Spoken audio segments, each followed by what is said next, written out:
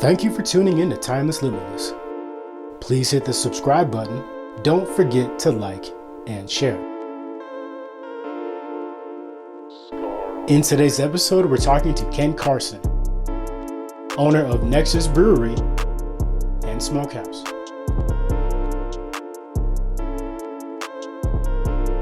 My name is Ken Carson. I'm the owner of Nexus Brewery and Restaurant, and then also additionally Nexus Blue Smokehouse. We've been in business since 2011. We started the business on Broadway in 2019 in March, about exactly a year before the pandemic hit. And so what inspired you to start your restaurant? Well, I had been in banking for approximately 35 years. I had had the opportunity to work with lots of customers over the years, and I think the best experience that I had was when I was president of my bank, which was previously called Bank of Berlin. And I went down there. It was $7 million in assets, and we grew it over the 12-year period to about $150 million in assets with 5 branches. During that time period, I had a chance to work with small businesses down in Berlin. Some had just been started, others had been in business for years and handed down through the family. And I watched what they did. I looked at what I did in regards to ownership, and I realized, I said, the only way to gain wealth is to own your own business, because if you're just working for somebody, you'll never quite make enough to be able to break that barrier of just being kind of like middle income or even that type of thing. So I saw that, and then the other thing that I saw people working 60 hours and 80 hours a week. And although I wasn't attracted to the extra work, but I did see that they enjoyed it a lot more because they were working on the business for themselves. And everything that they did resulted in a benefit to them. So that was another thing that I saw that I was inspired by a lot of it was businesses, and it wasn't restaurants or breweries. It was the guy that had the trash compactor business, the guy that just opened a bar, the guy that wanted to do a convenience store and a gas station combined. Those were the stories that I saw, or the things that I saw, and I said, I think I can do this, and I want to prove that I can do it just as well as anybody. So, are you originally from Albuquerque, from Mexico? Yeah, I'm born and raised in New Mexico, and our family has the history in Albuquerque going back to 1929. That's when my dad, his parents brought him out at 1 year old to Albuquerque. Now he's since passed on, but we lived just down the street, and I was brought from Presbyterian to Edith, and 2 blocks away from the Blue Smokehouse location. Oh, really? Okay. Yeah. Nice. So that was the neighborhood I was raised in. I went to John Marshall and St. Francis, and then later on we moved out of that area to Kirtland Addition, and then later on we moved to Northeast Heights. Okay. All right. Yeah, no, that's great, man. So when you started this business, what are some of the pitfalls you had to deal with? Well, the very first one is, let's say first things I did were, and after telling people for 30 years to get a business plan, the first thing I did was write a business plan. Mm-hmm. So that was it. I went to the SBA website. I went to SCORE. I got advice from an old bar guy. He came and talked to me, and I got as much information as I could before I started the business. Then I went ahead and I had money that I had saved, but I said, this might not last. So I need plan B. And my dad stood in for me for plan B, which he had money that if I ran out of money, I could go to him. And then I had my brother set up for plan C. And unfortunately, the pitfall side of it is I ran out of money I was on plan E, which was no retirement, using up every bit of cash I had, and hitting credit cards. So those were some of the pitfalls, is really thinking that you have enough money and not being adequately capitalized. And I was pretty well capitalized, and I was able to get it open, but the biggest pitfall was after the first year, you always think you're gonna, I looked at my projections, and my projections said I would be profitable in a year. That didn't happen.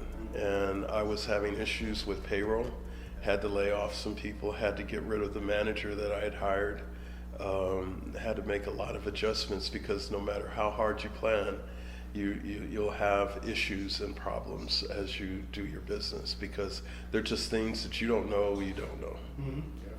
So what kind of advice would you give to somebody that's trying to start their own business? Well, first thing is to make sure that you have the money to do it. I have seen people try to start businesses without any cash or capital, and a lot of times I think they're in that group of business failures that don't make it past 5 years, because I think only 80% of us make it past 5, something like that. Or not 80%, 80% don't make it past the first 5 years. And so first you have to have capital. The other thing is you really need to thoroughly research whatever you're doing. And you also need to be flexible as you see things aren't working the way you think they will. For example, we started off with a very small menu, and I had no idea, and this was good news. When we first started, we started off 80% beer and 20% food. Then as time went on, like a few months later, like 6 months, all of a sudden we were at 40% food and 60% beer. And I started looking at those numbers, and I said, oh my gosh. By the end of 1 year, I think it was a year and a half, I added desserts, and all of a sudden I realized I'm a restaurant, which is the worst thing a banker would ever want, because of the high risk factors with restaurants. As I've been in the business now, I found out that restaurants are really pretty profitable organizations if they're run well. The thing is getting past the part where you make it to maturity.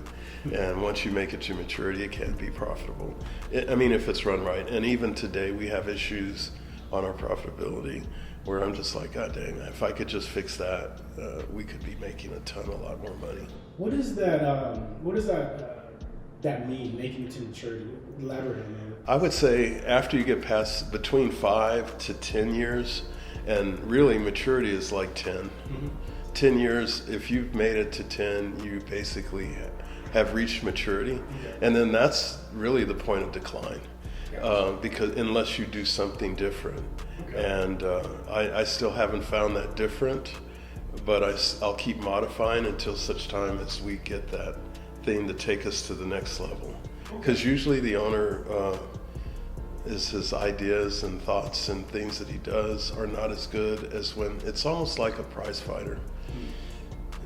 You're really good at the beginning and you fight hard and you win and you get to the championship, and then at the end after that, then it's hard unless you get somebody else probably to help you to take you to the next level. But I know that's not where we're at probably today.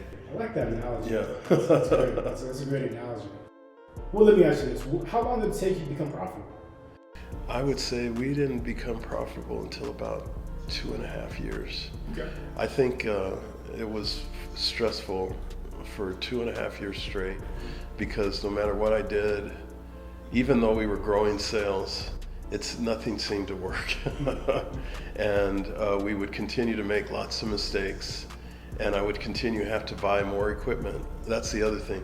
At the beginning, you think you have all the equipment you need, at least in an equipment-based business like ours, and then you find out, oh no, you need another fermenter in the brewery. Oh no, this stove isn't adequate, you needed to have another type of burner, you needed to have this. And so those things are things that you just don't know. Okay. So how do you maintain your customer base? How do you bring new customers, and how do you keep the ones that you have happy? Well, one of the things for a restaurant that we did from day one is we set up a loyalty program. Okay. And that loyalty rewards those people that come often. And so we started it just like all the other breweries, but we had the addition of being able to have food discounted. So in our membership program, which we have about 6,000 members, Okay. what we do is we, for $40, you get a growler, which is about a $20 retail. And then for the other $20, we give $5, put it into our community fund for charity to help the community. Nice. And then the rest of the $15 is just used for, paying for everything that we do. And then, but the members get, for every $100 they spend, they get $10 off, and they get $1 off their beers. Okay. So it really works out really good. And so what we have is we have a really strong, loyal base of customers that come here because they feel like they're part of the organization. So that's one of the things that I do. Then we have our marketing program where we go out and send things out to people and let them know what's going on here. Over at the Broadway location, we have music. And so for that location, we have the entertainment also. And overall, one of the things that I did, and I probably did it more in the past than I have done it recently. COVID kind of screwed up a lot of things. But every year I would look at our food and go through it and say, how can I make that better? So right now we're getting ready to do another version of our menu. We're going to probably move to peanut oil. We have a new way of cooking our brisket. And so I sit down and I look at every item and say, how can I make that better? How can I make this better? So you may have tasted our food 5 years ago. It's probably much better than it was 5 years because we're continuously improving our product. Nice. We started with the brewery. Okay. And I am neither a kitchen manager, have no kitchen experience or restaurant experience, and no brewery experience either. I did try to brew a batch of beer before I opened. I bought a kit and everything, and it was horrible. So what I ended up doing is just hiring brewers. Yeah. Sometimes that's better. Yeah. So I feel like a head coach in that I'm just hiring the right people to fill the spots. Because I really haven't ever done anything that we're doing here today, except for the barbecue. I do like to barbecue. Oh yeah, and you have great barbecue.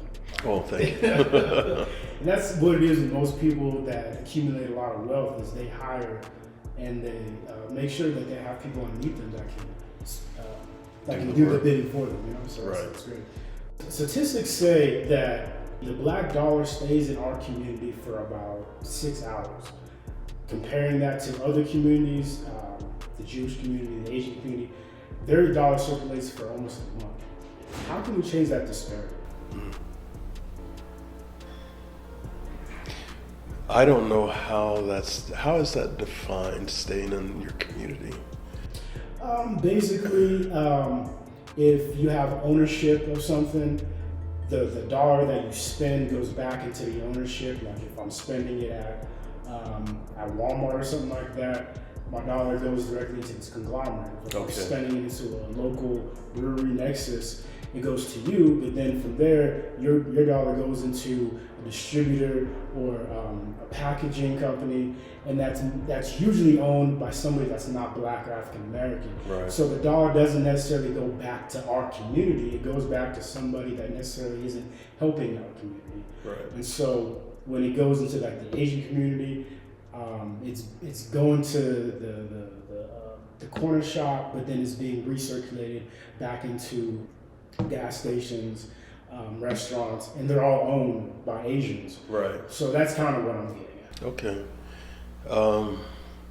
Well, it would be to have a more diverse business system. Mm-hmm. One of the things that I guess we do have, I do try my best to do business with Black-owned businesses, and I also try to hire as many Black employees, team members as I can. It doesn't sometimes it doesn't work out. But I will say that at least we're making that attempt. And as a percentage right now, sometimes we're sitting at as high as 8% in Albuquerque, maybe even 10. And other times we're sitting at 2%, or which is less than the city. At one time, right now we probably have out of 50. Well, I guess we are higher than the numbers I was saying. Out of 50, I think we have 4. Okay. So that's like 9%. It's 50 employees, 55 employees.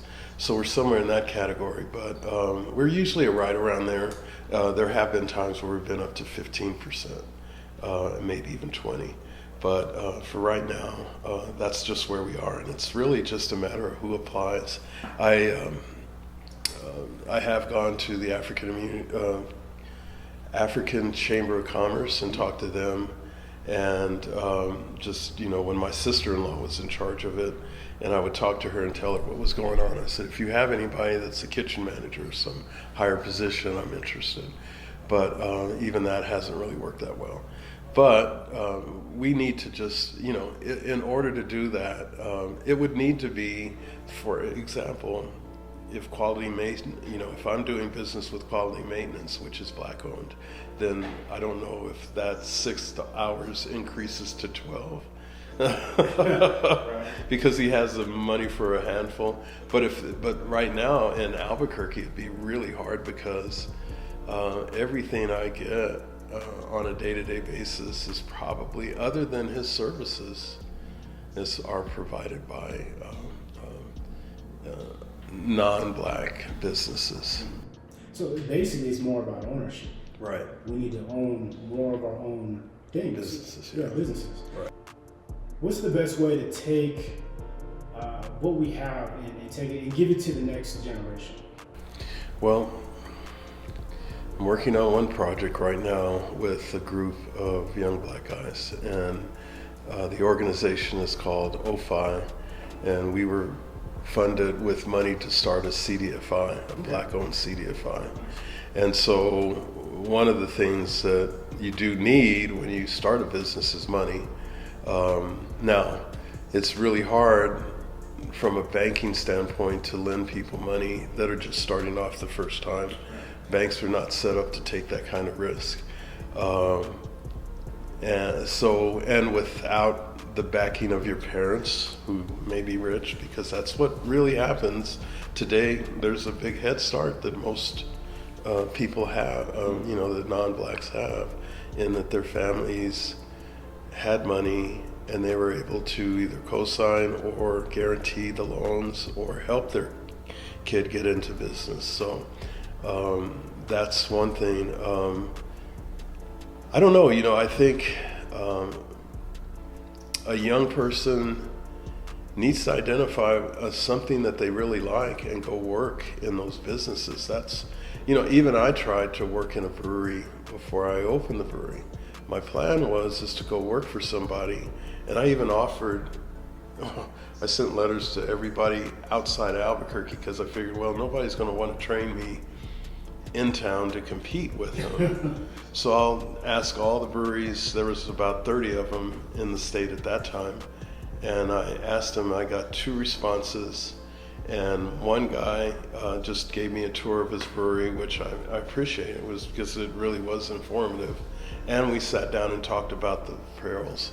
And then Farmington, they also invited me up, and I even offered to help them with their financing and put loan packages together in exchange for training me.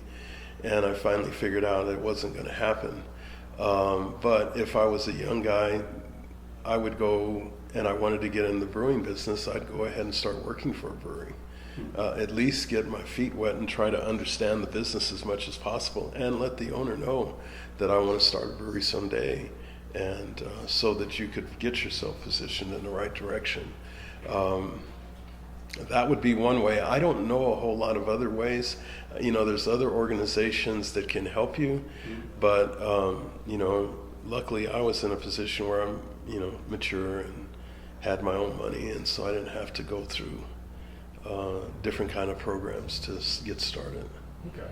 Plus, I already had the knowledge of banking and the financial side, so there wasn't a whole lot of, that's one of the things why I think I'm still here, is because I understand the numbers.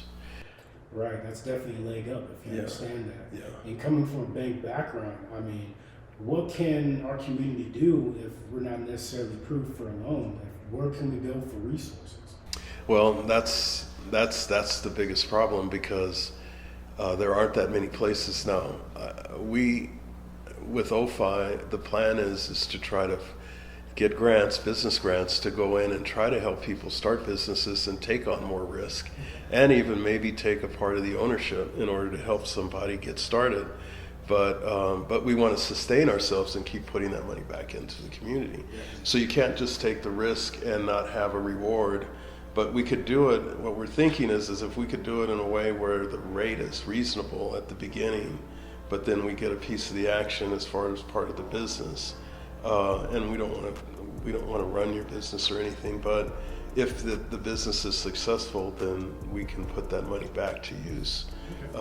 That's one of the things that we're thinking of. The other thing is to get established businesses to refinance bad loans, high rate loans, things that aren't good.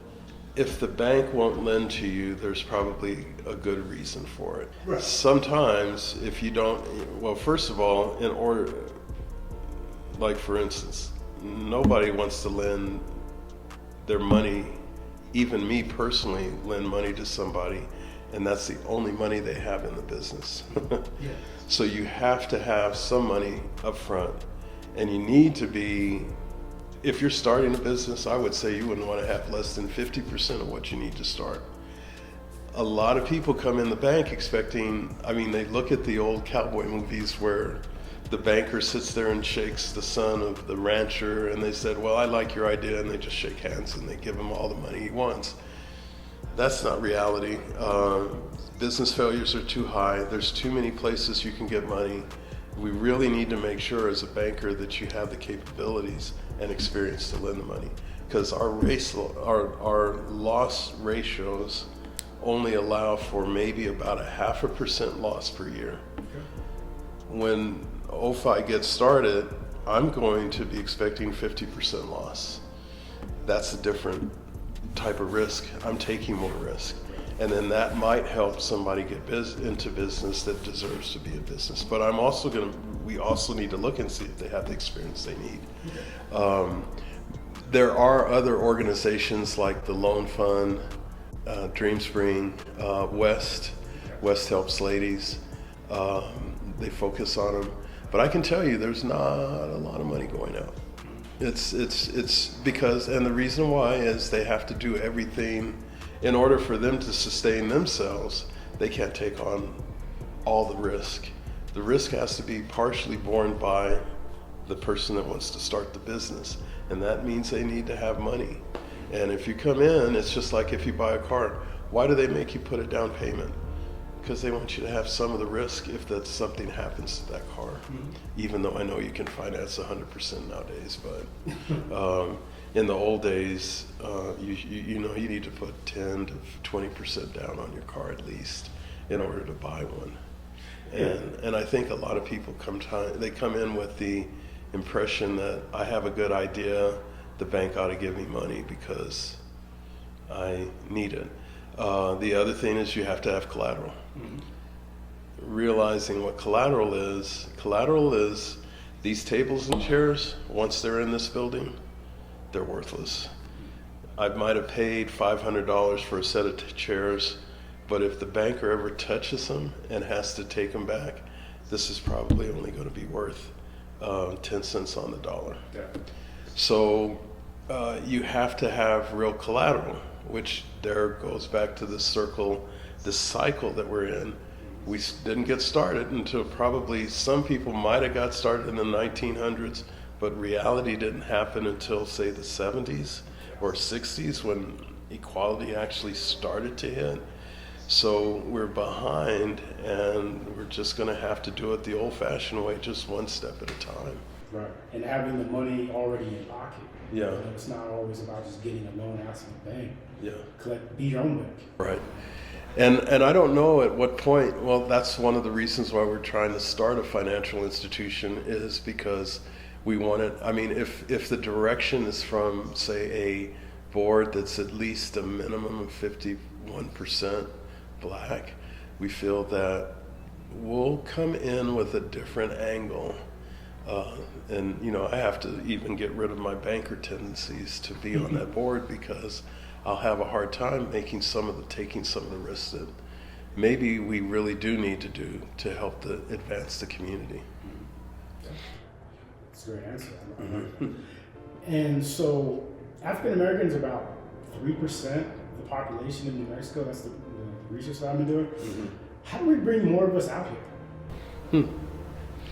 I guess maybe like, you know, the first thing pops in my head is like when my grandparents and great-grandmother came to Albuquerque, it was opportunity. Mm-hmm. And what happened was word of mouth opportunity. Apparently, a family member close to my grandmother moved out here, and they were able to find jobs. Not only that, they got city jobs, which back then it was, you know, that was a high position. So my grandmother was a cook for the jail, and my grandfather was a janitor, and they both landed that job. And for them, they were kind of middle income right off the bat because they both had city jobs. So, gosh, if we start businesses, then we'll have a tendency to hire more of our own. I don't know of any programs that I've ever heard of that are out recruiting African Americans to come into your community. That's an interesting thought, but that's probably what would need to happen. And I don't see why, under today's world, I can't see that happening.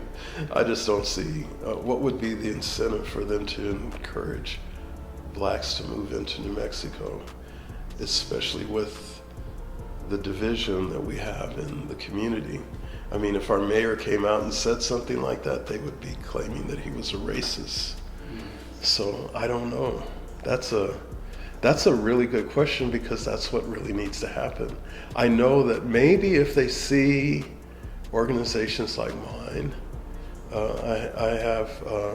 and see more people prospering, that the word of mouth will get out that maybe Albuquerque's not a bad place. I have met a lot of people, a lot of black people that have come to New Mexico recently, and they came here because they actually liked it. They actually really liked the environment, the people.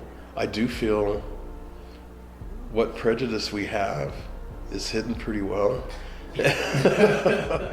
And you don't feel it on a day-to-day basis. I feel, really lucky in my career to be able to be a bank president in a community that's 80% Hispanic, and the board was Hispanic. But on the other hand, the board was a minority bank, and they were Hispanic, and they were willing to take a chance on me. So I feel pretty lucky of being in this community. And a lot of my friends that grew up here that aren't necessarily business people, but Tommy Jewell, who's a judge, his wife is a judge. All of us are Albuquerque people. We grew up together and done quite well. That's good. Yeah. That's really good. So expanding on that a little bit, where are the best places do you think to find black culture here in Albuquerque? Church. Okay. That's the first thing. I think that was one of the good things that I had growing up here, is that my parents were members of Grand Chapel.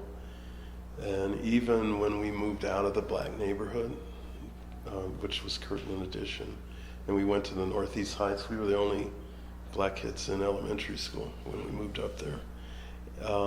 We still were connected to our church. And so I still was able to interact with my friends and and Sunday school and a lot of those lifetime friends that I still have today, that I know, and I still, it's funny because those of us that grew up in Albuquerque all know each other. And it used to be a day when you would go anywhere, Windrock or the shopping center, and you knew all the black people that were in the business, or I mean that were walking around going from store to store.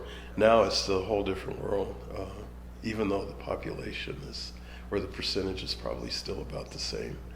I don't know. It's an interesting question. Places like Sunday church, maybe when there's an event at the African American Cultural Center or something like that, you see more of us. But I feel like we're out here, but we're not being seen. But it's only a small percentage usually. Right. That's what I've always noticed, and it's always the same people, only those people that go out. Right. So I have friends that I went to elementary school with, and I'll see another friend and I say, well, have you seen so-and-so? Oh yeah, she's still here. And I'm just like, oh gosh, I haven't seen her for 30 years. And so that's kind of what happens here. And then you go to your church, and then every once in a while they may have their choir go to your, and mix and stuff. But it's not that easy in Albuquerque, and I don't quite understand it. However, just to give you an example, I feel that our business is, our business comes from everybody, but I think that we have a high percentage of blacks that come here, a higher percentage than the average business. We may not be better than Papados, and Frank may have a higher percentage than I do, but I still think it's above average compared to all the other restaurants in Albuquerque. So we had an article done on us by a magazine. It's called Black New York, it's a couple months ago. Okay. And they asked me for pictures of the inside of the restaurant. So we went and took pictures just like normal. And the lady comes back and says, there's no black people in there. I said, well, the percentage is only 3%. If there were 3 in this room, we would be at 6%. And so she had to take pictures because we really, no matter, I didn't try on a day-to-day basis or anything like that. But I would say on Sunday, you'll find more of us here. That's, especially down at Broadway. You'll go in and see like a big old table as the pastor and all of his friends and stuff like that. So I'm proud that we have support from our black community. I will never say anything negative against them because we have every persuasion, every congregation. We have all the fraternities and sororities. That's another place where you can continue to have your black culture. But it's hard even to get a crowd, and that's why. But I don't take it wrong because I do think that the reality of the situation is, if I have 100 people out there, if I'm doing anything better than 3, I'm doing better than average of the population. Yeah, most definitely. And your restaurant is very diverse. Like you come in here, you see a lot of different cultures and backgrounds. That's another thing that I think that we have is everybody comes here. Everybody feels comfortable. So you go into some breweries and it doesn't look that way. Right. It'll be majority of breweries. The majority of the breweries you'll see, especially the further east you go. You may, if you see a Hispanic person, they're usually with a white person. Mm-hmm. And then now on the other side of town, west side, it's probably 50-50, Hispanic and white. Yeah. But it's rare for the blacks. And I but even in my fraternity, I'm an Omega. I had to turn the brothers on to beer because a lot of them were drinking Hennessy and Crown and brandy. And when they come here, especially because all we had at first was beer and wine, they would be just like, don't you have something else? And I said, no. And so I said, well, try this.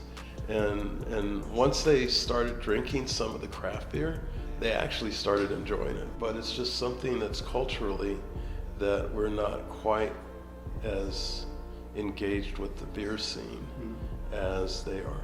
Now, I did also go to Black Brewers Festival. Okay. Where do they hold 2 that? weeks. It was in Atlanta. Atlanta, okay. And they called it Blacktoberfest. And there were 80 black brewers from around the country that were there. And it was interesting. Now, the other thing though that I noticed, which is another issue, capital.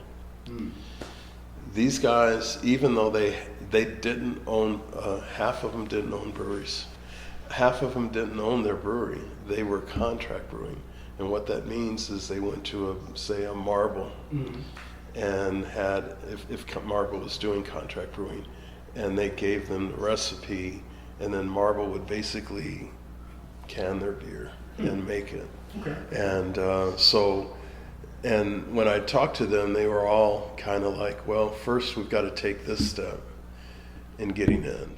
But there was some good beer, and of course, a Blacktoberfest is different than your normal beer festival. You know, it had the music, and it was just a whole different vibe because we bring a different energy, and that was a really positive. Yeah, I mean, you go to Atlanta, you know, that's a whole different world compared to Albuquerque. Yeah. You know, in like Tennessee, Florida, and stuff like that, it's completely different vibe. Right. So it's been really interesting that I think we just want to. I think just keep a positive attitude toward Albuquerque and what it's done and what it's done for the ones of us who have succeeded, and keep promoting that. And I think this kind of what you're doing is a good contribution for our community. Well, thank you. Yeah. When we're talking about starting a business, you have the funds. How important is reinvesting the money back into the business? Oh, it's extremely important. During the start of this business, during the first 5 years, I was pulling a salary of $40,000 a year. Luckily, my wife, I had some retirement left from the bank, and that was being paid to me during the first few years. And then my wife had worked for the city of Albuquerque. So a combination of all those things just barely gave us enough money to make sure I paid the mortgage. And we had to there was a lot of sacrificing. And even though we were making money, I'd rather take care of I take care of the business to make sure it happens, so that I make sure that I have the right equipment. People can't do a good job if they don't have the proper tools to do their job.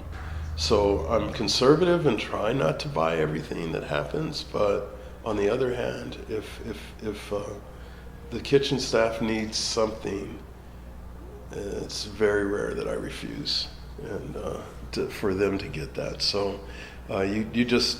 that's probably the hardest part of the business. And I think that something that I saw when I was in Berlin, I'd see these guys that had multi-million-dollar businesses, and they'd be living in houses that you would say, what the heck, he's living in that. And so, but their enjoyment and their egos and everything were based off of the success of their business, and they kept it together. You know, the story of running out, and people do it, and it's not just black folks, running out and buying that Cadillac for the first year things went well. That's the worst thing you can do. And I think, I kept my car. I used to like to trade my car in every 5 years. I had my car for like 9 years this time. And it's because I started the business at the 4-year mark. But I did finally get me a car. But now, but it was after things kind of settled down. And even that, I think when I got that car, my parents saved, and when they both passed away, I didn't even take money out of here to get the car. I basically used some of the money that they had left behind to get the car. So that's kind of, and we've even downsized on our home. I had what I call my banker's home. Big house, 3,100 square feet, located in a really nice neighborhood, and it'd probably be worth a lot of money right now. prior to the pandemic, I don't know why, but my wife and I were saying, why are we paying this big mortgage? The kids are gone. There's no reason to have this big house. And so both of us said, I said, can you deal with being in a smaller house? And my wife surprised me. She said, oh yeah, I don't need this house. It's a pain in the butt anyway. So we had electric bills of $800 sometimes during the summer. So we sold it, and it had to be the best move I ever made, because when the pandemic hit, things got really sparse and thin. And so it would have been twice as hard to make that payment as it is today to be in the smaller house. But I always think about, you know, my parents and their house. They had lived in it for 30 years. The good thing is my kids won't have to clean out a house that's been there for 30 years because we've cleaned out all our junk, and they can and it's actually a modern house now. So it's interesting, but I think that there's no value. You know, when I was with the banker, I tried to be like all the other bankers, and I sit down and I think that was probably the biggest waste of money I ever made, because even though it was real estate, I somehow or another, I didn't do as well investing in houses. I had one house where the contractor made there was a leak under the cement, and the whole garage was sunk. So when we sold it, it looked like it had structural problems, so we had to sell it for less than the house was worth. Then we went to Los Lunas and moved down there into a brand new house, and they had not done the compaction on the dirt like they should have, and the house split down the middle, so that house didn't sell what the price it was. So we kind of lost money. If we would have had normal houses, we would have probably been a little bit further along, but anyway. And then you had the downturn of the real estate market, where then the house that we were in was underwater for a period of time, but now it would have been twice as much, worth twice as much today. So, but we sold it, you know, 5 or 6 years ago, but it had come, so when we were able to sell it, it had just started, you know, there started to be equity in it again. Okay. But, so that real estate hadn't worked. I did manage to buy the Broadway location and do all the improvements down there. So I'm hoping that is a good investment. How long have you had that location? We've had it for since 2019. 2019. Yeah. Okay. I've owned the building probably a year and a half prior to that, so probably 2017. But it took a while to get. And you know, when I went to the bank after establishing myself here, I didn't have any issues. In fact, they were fighting over the loan. Yeah, I had gone to SBA and I talked to the loan fund, and my banker found out about it, and they said, because one of the board members says, well, check us out, we can help you. And I said, okay, well, I'll try it. And then my banker found out about it, and they got all upset. And they said, oh no, you don't want to go through that, and we'll knock this out in a few minutes. Okay. So anyway, I'm not bragging, I'm just saying that's just what happens over time. Yeah. If you can pull it together. Right, you can maintain it. Yeah. Definitely. Okay. I think it's also, they also know how I operate, and they also knew me too, but they also know how I operate, and they know that I'm not doing lavish things, and I'm not doing stupid things. And I'm probably, one thing that I did, even on the food that we buy, when I came in, they were asking, well, at first they didn't offer terms. And so I said, okay, I'll do whatever, pay within 3 days. We started having our cash flow be adequately enough, and so the guy says, well, you can have terms now. You've been with us for 2 years and blah, blah, blah. And I said, no, I don't want terms. I'll pay as quick as I can, because if I get that delivery on Monday and I pay you off by Friday, anything that I sold, I'm ahead. Or, 1 week later, I'm paid off the food that I sold during the week. So I never am in the hole where I have a bunch of debt outstanding and food, and so I don't borrow for the material that I produce. That material effectively is paid for the week that I sell it. That's a great system. So Yeah, I learned that from one of my buddies in college, and this is a really a good example of how a business person, even if they don't have the accounting background, can do things.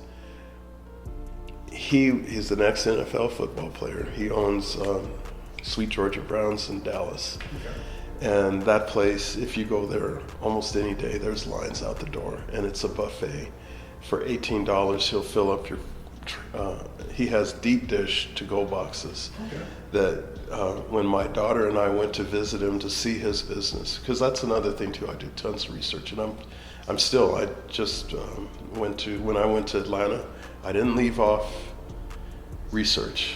So I went and got to the best barbecue place there to see how they do things. But anyway, I went to Sweet Georgia Browns, and this is an interesting story.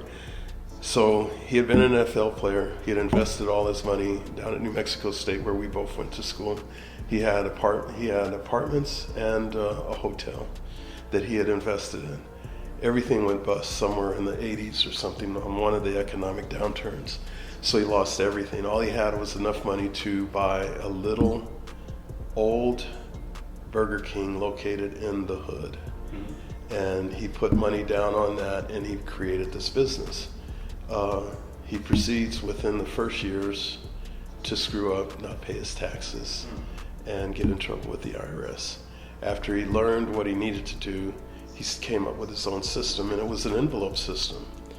Every night, he takes whatever he makes, divides it up, and puts so much money in for rent, so much money in for paying for his food, so much money for each item, each major category of his financial statement that he has to pay.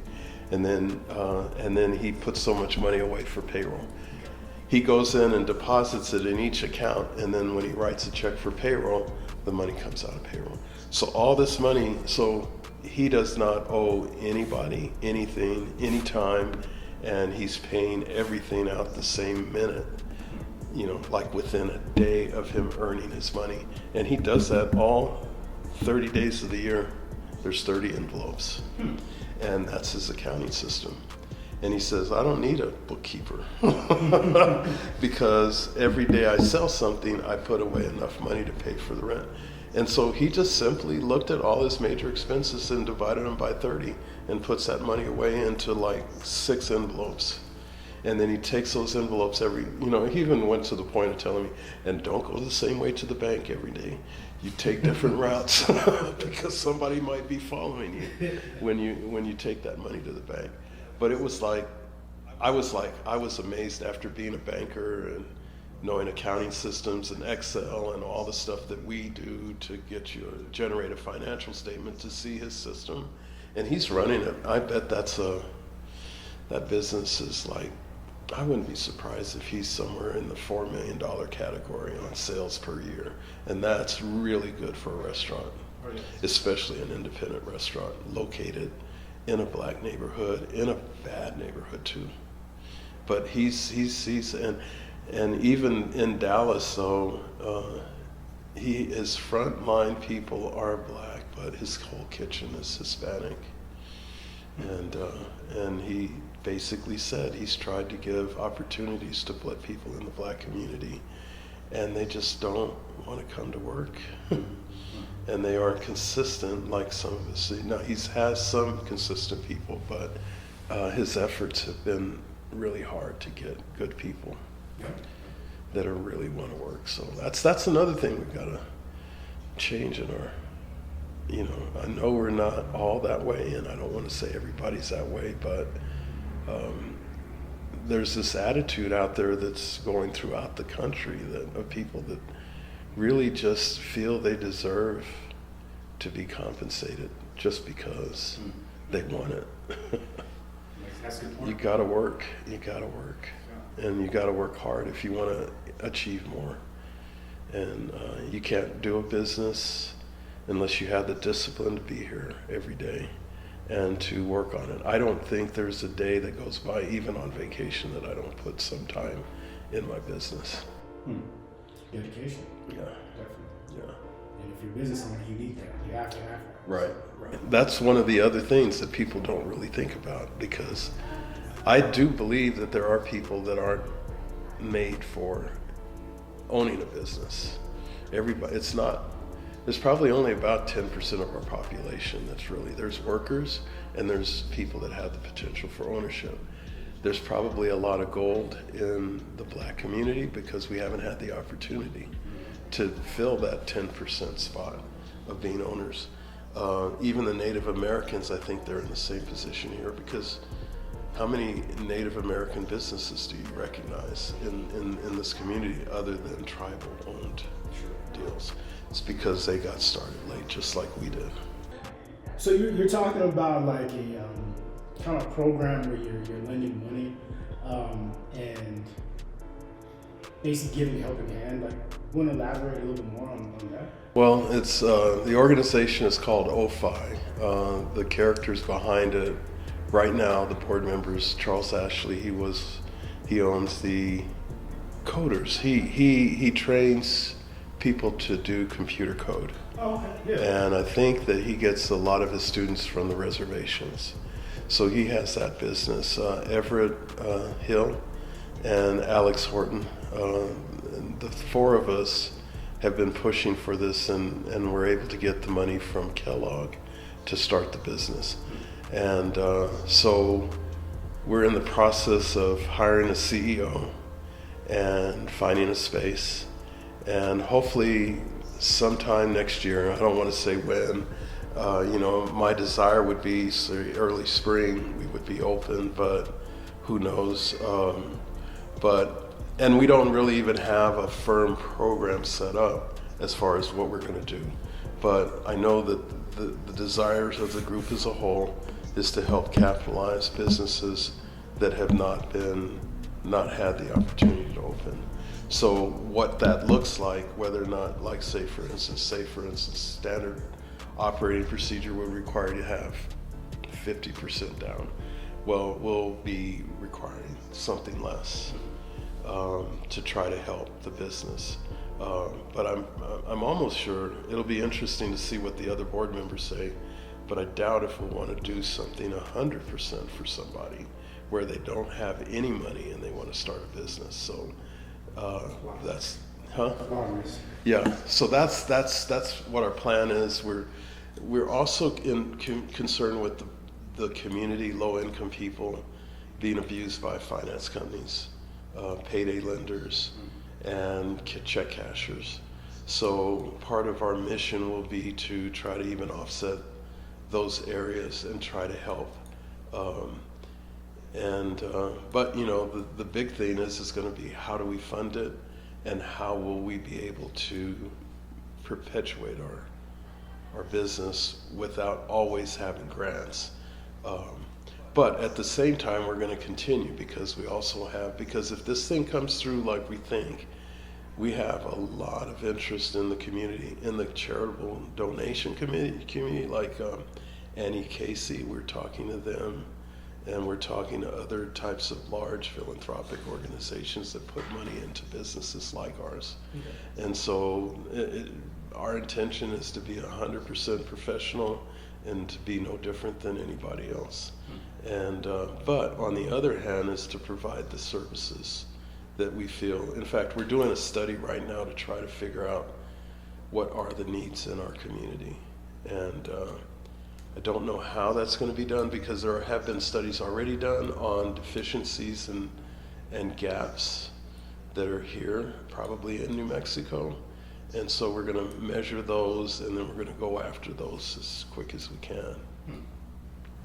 In fact, I just had a call from a potential CEO that we've been talking to, and all of them that we're talking to are Black, and they're all from the finance. Well, one's marketing and fundraising, and the other one is a former banker. So, or a banker. He's currently a banker, but he's considering our deal. I guess I'll just end it with this. I mean, what other things would a future entrepreneur need to look out for, or what to expect when they open a business? Expect the unexpected. There you go. Because, Lord knows we would have ever known that there was going to be this thing called COVID, and our business operated off of minimal to-go orders. So when this thing went down, I had to bring on online ordering and a lot of things really fast. And so I knew those things had to be done. And you know, some businesses did not adjust, and they're not here today. But we went in and brought in our own online system, got that immediately, brought on DoorDash, Grubhub. And the reasons why we didn't is because we were really busy during the day, and on Fridays is when everybody wants to order. And so it's just like I was in no rush to put more orders on top of orders and have our kitchen get so bogged down. But it became important for us to be able to do that. And even today, as things have changed, people are ordering online more often than they used to. And DoorDash and those things, it's really common now. Even though, you know, you can come in and eat. It's just life has changed. So I think the other thing you have to do is you have to be adaptable. And you have to listen. You know, one of the things that I also do is I listen intently. From day one, I know a lot of restaurants hate Yelp and Google ratings and reviews and stuff like that, and get pissed off when somebody criticizes. Every time I get a critical review, I review it and I look at it and I try to find the truth. And if you know, if they're saying, I have had complaints like, I don't like this place because the ceilings are too low and the paint is dark. Well, ignore that. The other is, say this server was awful. But then I'll go look at the server and I'll say, okay, is it a possibility that this girl is not doing her job? And in some cases, they're telling the truth. Other cases, there were mitigating circumstances that created the problem, that she wasn't attentive. Maybe we were short, especially nowadays. It is really possible when you go into a restaurant today that the reason why your food didn't come out in 20 minutes, 15 to 20 minutes like it should, is because there's not enough cooks in that kitchen. And so I can't blame my people when we don't have, the other day we only had 2 cooks and our general manager had to go in the kitchen and it was busy and they just couldn't get the food out as quick as our regular staff could. And I think we were 2 cooks short.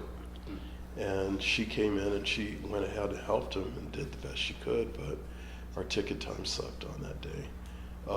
So right now, my mission on a day-to-day basis is to fix that. How can I fix that? How can I, like I was saying, if we're hiring people and they're just a revolving door in and out, then maybe what we should do is hire people that don't know anything and train them up to the positions. Or at least do half and half, maybe do a few newbies and hope that maybe we can get, because we have found that people that we train seem to stay longer. People that are kind of mercenaries, they move from one spot to another. Those are definitely good ideas. And so one last question, how do you, what's the best way you advertise? What's the best way to attract people to your restaurant? Word of mouth. Mm-hmm. Word of mouth is the best thing. We are spending a bunch of money down on Broadway right now to bring people in, and we've doubled sales since the beginning of the year, which is good. It's not where it needs to be though. It needs to be probably, should have been maybe 3 times. We're doing social media, we're doing SEO, we're really pushing hard on those items. But at the end of the day, based on my experience even in the years that I was in banking, when you're a small player and you don't have the kind of money you need to spread that word, and especially since Facebook and all those things, it used to be a day where Facebook actually worked. Now it doesn't seem like it's working like it used to because TikTok and a lot of these other places are doing a lot better. and it's just so cluttered with so much out there. So I think at this point, my thing is probably make your product as good as it can and have people walking out of here saying how great the place is. And we have a strong reputation through the community, and I think that as long as we keep that up, that's going to be our marketing, and that's what's going to make us good. Yeah, definitely. Yeah. Word of mouth is probably the strongest. Yeah, Sure. yeah. And I think our membership program is also really good, because that's rewarding the people that do business with you, and if they're frequent with you.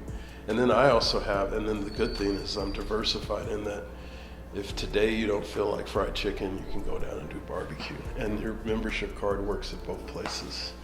And our membership is also lifetime, unlike a lot of the breweries. A lot of the breweries are annual memberships you have to pay for. At the 2-year mark, I started saying, why are people not signing up like they used to? Well, when I started, there were 5 breweries. Now there's 30 in Albuquerque.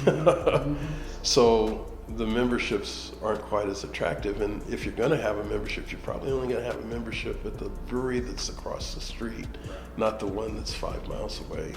So I decided to just charge a one-time fee and give you a lifetime membership, and people love that. Yeah. The next step is probably going to happen next year. We're going to expand, and there's a food hall that I've committed to.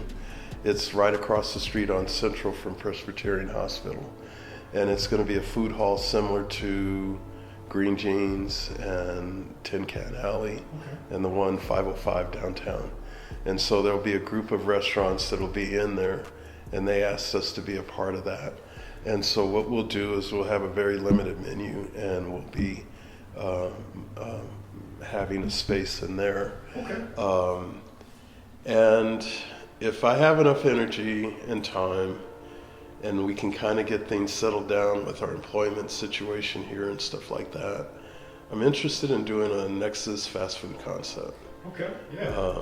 With good, gumbo, red beans and rice, but good food. Yeah. And fried chicken and probably catfish. Something like that I think could go really well. And with the drive-through and that type of fast food type scenario. Okay. We'll go head to head against KFC and Popeyes and Golden Pride. That sounds like a great idea. Yeah, I think we can do it. I think that we have everything that we need. I think the quality of the food and the ability to produce it quickly, everything, it could work really well with the food, our basic menu.